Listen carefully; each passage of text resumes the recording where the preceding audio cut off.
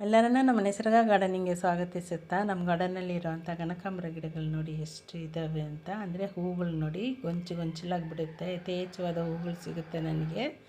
ಇದು ಬಂದು ಕಳೆ ಗಿಡ ಥರ ನಮ್ಮ ಗಾರ್ಡನ್ನಲ್ಲಿ ಬೆಳೀತಾ ಇದೆ. 2 ವರ್ಷದಿಂದ ನನ್ನ ಫ್ರೆಂಡು ಒಂದೇ ಒಂದು ಗಿಡ ತಂದು ಕೊಟ್ಟರು. ಡೆಲ್ಲಿ ಕನಕಾಂಬರ ತುಂಬ ಚೆನ್ನಾಗಿರುತ್ತೆ ಕಲರ್ ಅಂತ. ಅದು ಗಿಡ ತುಂಬ ದೊಡ್ಡದಾಗಿ ಬೆಳೆದು ಅದರಲ್ಲಿರೋವಂಥ ಸೀಡ್ಸು ನೀರು ಹಾಕಿದಾಗ ಸಿಡಿದು ಕೆಳಗಡೆ ಬಿದ್ದಿರುತ್ತೆ.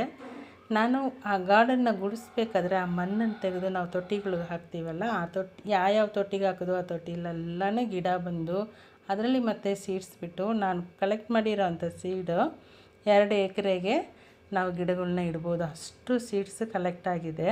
ಅದರ ಜೊತೆಗೆ ಗೊಬ್ಬರನೂ ನಾನು ಕೆಲವ್ರಿಗೆಲ್ಲ ಮಾರ್ತಾ ಇರ್ತೀನಿ. ಅಂದರೆ ಸಾವಯವ ಗೊಬ್ಬರ, ಅದರಲ್ಲೂ ಈ ಸೀಡ್ಸ್ ಇದ್ಬಿಟ್ಟು ಅವರು ಕಸ್ಟಮರ್ಸ್ ಫೋನ್ ಮಾಡಿ ಹೇಳ್ತಾರೆ ಸೊಪ್ಪು ಮತ್ತು ಕನಕಾಂಬರ ಗಿಡ ತುಂಬ ಬಂದಿದೆ ಅಂತ.